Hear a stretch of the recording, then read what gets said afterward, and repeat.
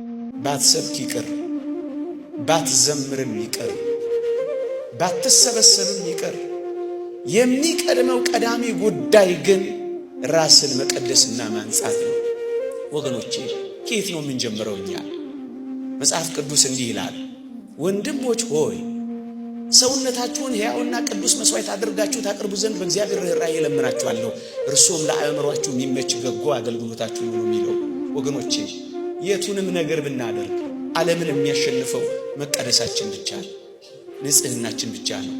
ሰውነታችሁ ሕያውና ቅዱስ መስዋዕት አድርጋችሁ ታቀርቡ ዘንድ ነው የሚለው። ስለ መቀደስ አስባችሁ ታውቃላችሁ ወገኖቼ?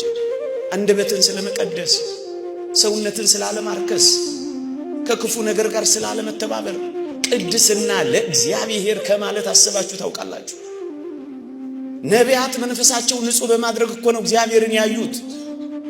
በእርግጠኝነት ሁላችሁም እግዚአብሔርን ለማየት እንደምትመኙ አስባለሁ። የእግዚአብሔር ቃል እንዲህ ይላል፣ ትቀደሱን ዘንድ ፈልጉ፣ ያለ እርሱ ጌታ ሊያይ የሚችል የለም ይላል።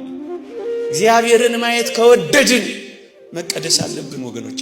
እግዚአብሔር በዋናነት ከኛ የሚፈልገው መቀደሳችንን ነው።